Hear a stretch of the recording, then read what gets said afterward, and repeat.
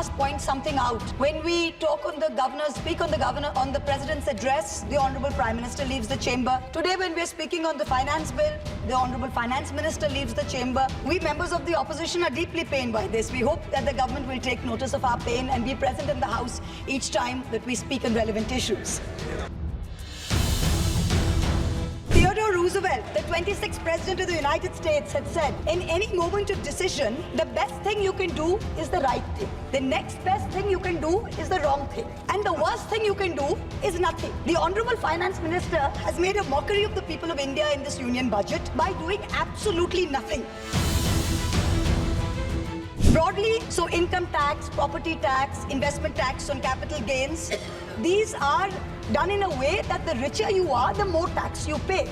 So GST, duties on petrol, duties on diesel are all indirect taxes. The US and the Europe broadly collect about 60% through direct taxes and 40% through indirect taxes. In India, it is the exact opposite. 65% of tax collection comes from indirect taxes, where billionaires pay the same as the poorest laborers, and only 35% comes from direct taxes. Salaried professionals and the middle class are sharing a greater tax burden than rich corporates. For the first time in our country's history, salaried professionals and the middle class are sharing a greater tax burden than rich corporates. The middle class is contributing 55% of direct income taxes under this government, up from 38% under the UPA. The richest corporates in India today contribute only 45% of direct taxes.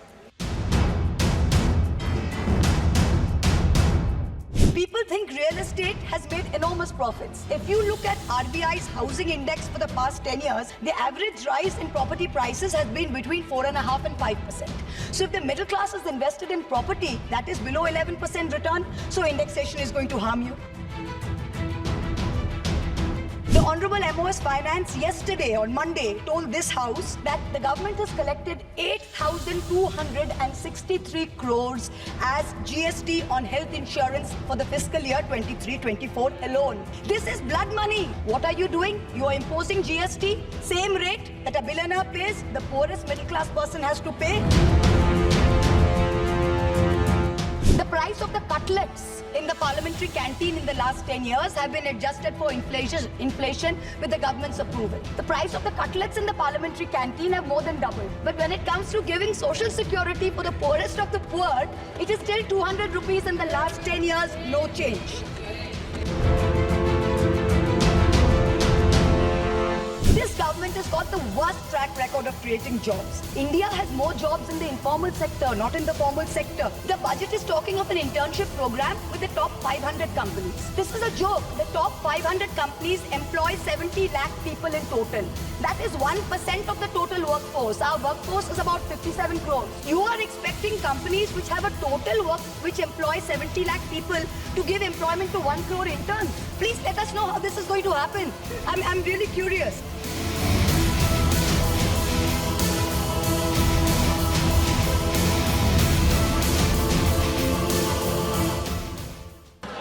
धन्यवाद माननीय सदस्य, please. Honorable Chairperson, sir, my respected colleagues, I stand here today on behalf of my party, the All India Trinamool Congress, to speak on the finance bill. Madam, I have to say I'm deeply pained at the very onset. I must point something out. When we talk on the governor, speak on the president's address, the Honorable Prime Minister leaves the chamber. Today, when we're speaking on the finance bill, the Honorable Finance Minister leaves the chamber. We members of the opposition are deeply pained by this. We hope that the government will take notice of our pain and be present in the House each time that we speak on relevant issues. Theodore Roosevelt, the 26th President of the United States, had said, in any moment of decision, the best thing you can do is the right thing. The next best thing you can do is the wrong thing. And the worst thing you can do is nothing. The Honorable Finance Minister has made a mockery of the people of India in this union budget by doing absolutely nothing. Whatever little changes are there are regressive and ill thought out. Means that the people did not want a business as usual approach. The people wanted a course correction. What have you done? You've not listened to the mandate. Vinash Kale Viprit Buddhi, you have done the exact opposite. You've kept the same cabinet, you've kept the same finance minister who's given the same shoddy budget. Who budget for? The middle class make up 31% of India. The poor make up between 60 and 65% of India. I will demonstrate how this budget systematically strangles the poor and the middle class. This is a kursi bajao budget, a save the chair budget for this government, and even that it doesn't do very well. Broadly, there are two types of taxes: direct taxes, indirect taxes. Direct taxes are known as progressive taxes. Why are they progressive? So income tax, property tax, investment tax on capital gains, these are done in a way that the richer you are, the more tax you pay. So they're kind of fairer. Sir, please. Sir. Sir, you're a chat person. What is it? Indirect taxes are regressive because everyone from the richest billionaire to the poorest laborer is paying the exact same tax. So GST, duties on petrol, duties on diesel are all indirect taxes. When we strive for a fair and equitable economy, we must have the balance of direct taxes and indirect taxes right. The US and the Europe broadly collect about 60% through direct taxes and 40% through indirect taxes. Some Scandinavian states with welfare models collect 70% through direct taxes, 30% from indirect taxes. In India, it is the exact opposite. 65% of tax collection comes from indirect taxes, where billionaires pay the same as the poorest laborers, and only 35% comes from direct taxes. Even within the direct tax bracket, for the first time in our country's history, salaried professionals and the middle class are sharing a greater tax burden than rich corporates. The middle class is contributing 55% of direct income taxes under this government, up from 38% under the UPA. The richest corporates in India today contribute only 45% of direct taxes. Not only is the middle class being taxed, but now with this budget, the savings of the middle class have also been taxed with removal of indexation and with a rise in the short-term capital gains. Investors who've made more than 11% return, we've done the calculation, that's about the threshold rate. If you have made more than 11% returns, so if you've made higher returns, then this new tax regime with the removal of indexation has happened is good for you. Now, people like our parents, pensioners, salaried middle class, risk-averse people who invested in gold, in property, in debt mutual funds, the removal of indexation has harmed them disproportionately. So the middle class has lost out. Debt mutual fund holders will end up paying more than 40% more tax because indexation is being changed from 20% to 12% for investments made before April 1st, 2023. So this is effectively penalizing those who've made low profits. You've anyway made lower profits. People think real estate has made enormous profits. If you look at RBI's housing index for the past 10 years, the average rise in property prices has been between 4.5% and 5%. So if the middle class is invested in property, that is below 11% return, so indexation is going to harm you. The current GST regime is irrational and iniquitous. There is 18% GST levied on life insurance and medical insurance products. The Honorable MOS Finance yesterday, on Monday, told this House that the government has collected 8,263 crores as GST on health insurance for the fiscal year 23-24 alone. This is blood money. Our Honorable Chief Minister Mamata Banerjee wrote a letter to the Finance Minister, to the Centre, pointing out that this is a completely anti-people tax. What is life insurance? What is health insurance? It is people guaranteeing and spending money and protecting against life's uncertainties, against accident, against injury, against ill health, against death. What are you doing? You are imposing GST, same rate that a billionaire pays, the poorest middle class person has to pay. So people are deterred from taking out new policies. People are deterred from continuing existing insurance. This should be removed at the earliest. Now, let me now move on to what affects more than 70% of Indian citizens, social sector allocations. The general trend over the past decade, in every budget in the last 10 years, of which our Honorable Finance Minister has presented 7, has been in nominal terms, you have allocated more money to the social sector. But if you account for inflation and you look at real allocations, inflation adjusted, allocations have seen reductions of over 25% in the past 10 years. I'm going to look at real allocations, that is adjusted for inflation, for some major schemes in the past 10 years. Sarva Shiksha Abhijan, minus 18%. Rashtriya Madhyamik Shiksha Abhiyan, minus 9%. ICDS, which affects every child, it's a school scheme, minus 34%. Mission Anganwadi, minus 5%. PM Poshan, minus 45%. PMGSY, those of us who have rural areas, the Pradhan Mantri Gram Sadak Yojana scheme, minus 47% reduction in real terms. The National Social Assistance Program, minus 20%. The combined expenditure on 5 social schemes, the top 5 social schemes as a percentage of GST, of GDP, has declined from a peak of 0.93%, so almost 1% of GDP in 2009-10. Do you know where it is today in 23-24? It is 0.36%. It is only a third of what it was in 9-10. The Manrega budget during COVID, when the center was telling all the states, please give employment to the laborers, they are going back. The Manrega budget in 2021 was 0.6% of GDP. Do you know what it is today? 0.26%. No, shame. Specific budget figures for 24-25 are shameful. Specific figures, let's look at the specific figures. The allocation for Samarth, which is maternity entitlement and the creche scheme, has been reduced by 70 crores compared to budget estimates of last year. The budget for the National Social Assistance Program, for again those of us with rural areas, you know how important this is. This is what gives social security pensions to the elderly, to single women, to disabled. This is unchanged from last year at 9,652 crores. 9,600 crores, same as last year, no adjustment for inflation. The central contribution to social security pensions has been unchanged since 2014. It was 200 rupees in 2014. It is still 200 rupees per person today. The price of the cutlets in the parliamentary canteen in the last 10 years have been adjusted for inflation with the government's approval. The price of the cutlets in the parliamentary canteen have more than doubled. But when it comes to giving social security for the poorest of the poor, it is still 200 rupees in the last 10 years, no change. This budget's allocation, there is no room for higher salaries for Anganwadi workers. Their salaries have been unchanged since 2018. No room for higher honorarium for midday meal cooks. You have to understand a lot of the women in villages depend on only Anganwadi sectors and midday meal sectors for any source of employment. There has been no higher allocation for supplementary nutrition given to children. The National Food Security Act, the NAFSA, mandates coverage of 67% of the population through PDS.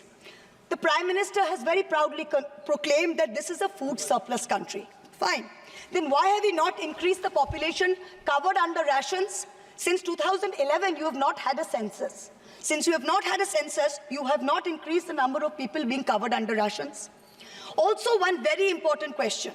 Why is the central government blatantly defying the directions of the Supreme Court? We went to the Supreme Court on the migrant workers case. The Supreme Court gave an order, a direct order to the central government that the central government is to give rations to 8 crore migrant workers of the unorganized sector who have been left out of the food security net. The last hearing was on 16 July 2024. Court again said that you have to please give money to the states which have issued additional cards, ration cards. But there's no room in the budget for this. There is no allocation. In this rush to protect its own chair, the government is making a very dangerous mistake, which is it's not giving enough to protect our borders. Military experts have repeatedly warned us that India's military capability has to be modernized because we are fighting on 2 fronts. One is against China, we need a dissuasive deterrent. Against Pakistan, we need an offensive deterrent. The budgetary allocation for defense in this budget is 6.22 lakh crores. This is a marginal decrease of 2,000 crores compared to revised budget estimates. We have reduced it by 2,000 crores. This year's allocation, the budget defense allocation, is 1.9% of GDP. This is the lowest since 1960, the lowest. Shame. Despite many economic constraints, past governments had always given close to 3% of GDP, which is the universal norm for defense. Over the last decade, ever since this government's been in power, it's been hovering around 2%. We have been unable as a government to compel China to restore status quo ante-April 2020 on the line of actual control. We have been unable to deter Pakistan. In the last 2 months alone, over 50 security personnel and about 10 civilian pilgrims have been killed in Jammu. Capital expenditure on military equipment, 1.7 lakh crores. On paper, this shows that it's almost a 10% increase. What we haven't taken into consideration is this increase was largely due to Russia's inability to supply contracted weapons to us because of the Ukraine war. If we take into account inflation and we take into account the rising dollar rate, we're almost flat. The gap between projections made by the armed forces and between actual allocation is 17 to 23%. That's the gap. कुर्सी बचाने में आप मस्त थे, देश को भी देखिए. We need close to 3%, 2.5 to 3% of GDP to defense. This is something that the country needs to look at. The Honorable Finance Minister started off her speech by talking about the focus on Annadata or farmers and how much this government has done for farmers. The Economic Survey of 24 says 42.3% of Indians depend on agriculture. That's 600 million people, that's 60 crore people. If I looked at the Economic Survey, 22nd July, very carefully. What did the headline say? The headline says, agricultural sector has registered an annual average growth rate of 4.18% in the last 5 years. But then I needed to read and read and read, and in the fine print was written that last year was only 1.4%. So 4.18 over last 5 years is anyway, when you compare it to inflation, is nothing. But when you compare last year's growth of only 1.4%, what is it saying for 60 crore of our people who depend on farming? Productivity and resilience in agriculture was one of the first themes, priority number 1, according to the Finance Minister's budget. She had made 9 priorities. This was priority 1. But the provision for agriculture and allied sectors is only 1,52,000 crores. Whereas the provision for one bullet train from Ahmedabad to Mumbai is 1,08,000 crores. Please look at the comparisons, everybody. Priority 2, Finance Minister said, is employment and skilling. This government has got the worst track record of creating jobs. India has more jobs in the informal sector, not in the formal sector. The budget is talking of an internship program with the top 500 companies. This is a joke. The top 500 companies employ 70 lakh people in total. That is 1% of the total workforce. Our workforce is about 57 crores. You are expecting companies which have a total which employ 70 lakh people to give employment to 1 crore interns. Please let us know how this is going to happen. I'm really curious. The real problem is somewhere else. The real problem is that 10.3 crore youth have basically become so dejected, they have given up looking for jobs. The Finance Minister, she mentions skilling loans, she mentions education loans. Skilling loans are for 25,000 people, education loans are for 1 lakh people. The country has 140 crore people. Now, what are we doing?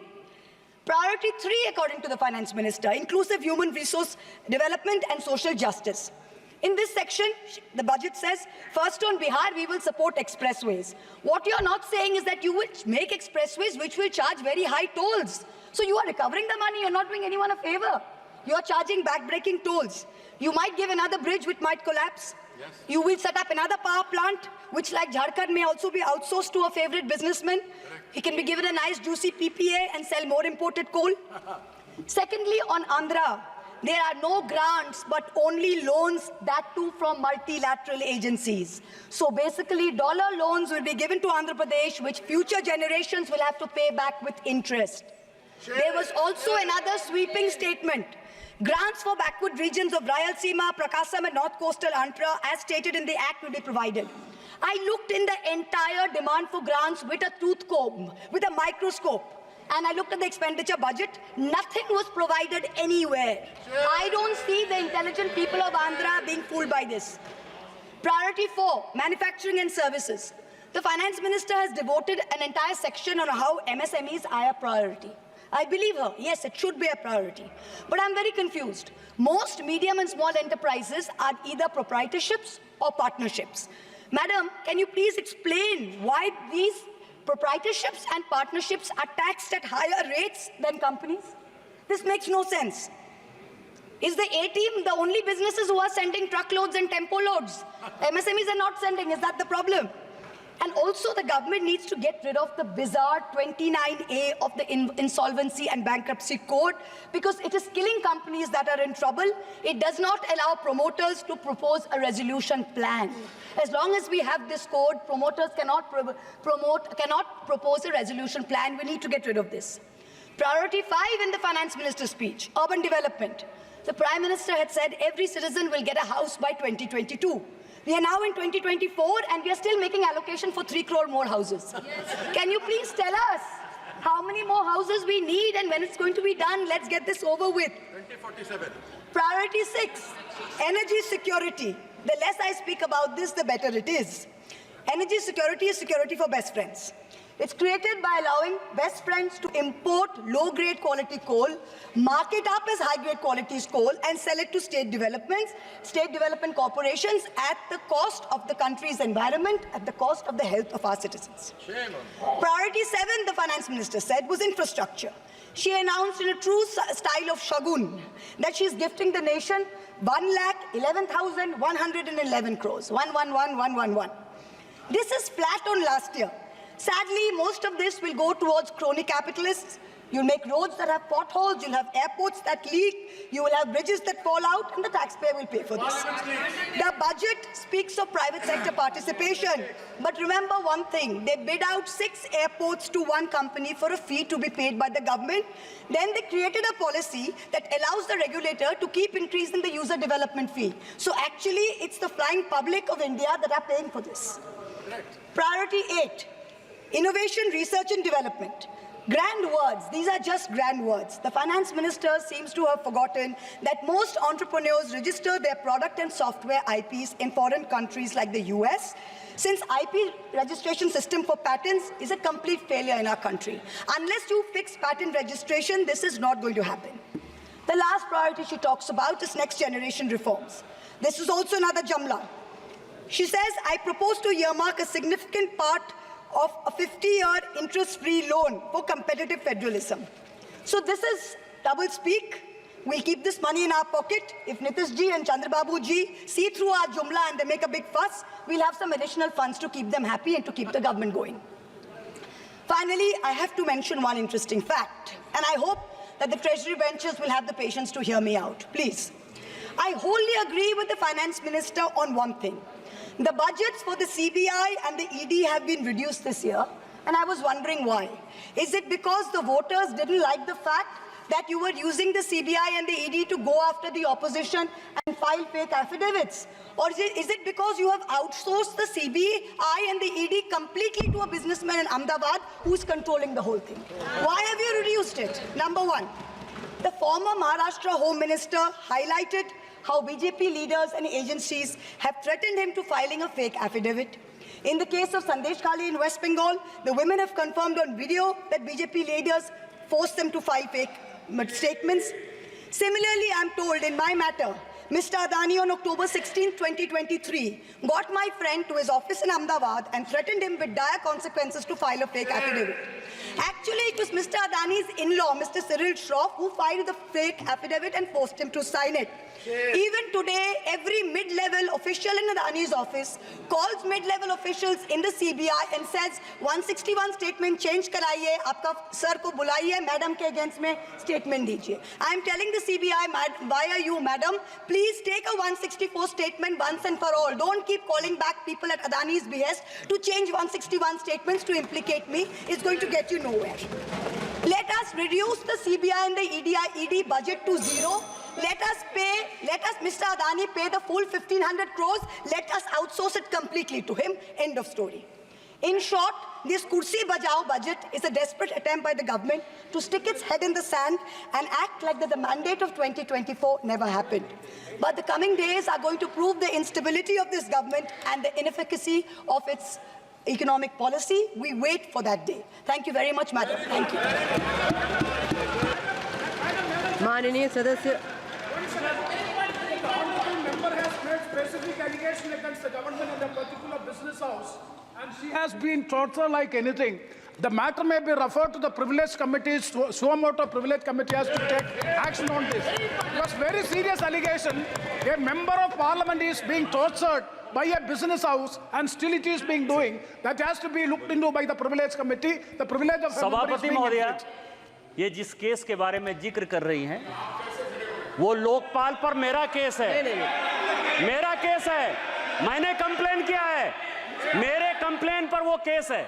वो मामला सब जुडिस है उसको CBI और ED investigate कर रही है और इसीलिए इस सदन में नो क्या, ये मेरा केस है लोकपाल पर, मैंने जो है कंप्लेन किया हुआ है और ये केस मेरे ऊपर है, इसीलिए मैं यहाँ बैठा हुआ हूँ। ये कुछ भी हो रहा है तो दर्शन हीरानंदानी को यदि हिम्मत है जिसके बारे में ये बात कर रही है, उसको हिंदुस्तान में आके सीबीआई उसको बुला रही है, धन्यवाद, वो आ धन्यवाद। क्यों नहीं रहा है? माननीय सदस्य Shri Arun Nehru ji. When I was on my legs, I was not provided the mic. When I was on my legs, I was not provided the mic.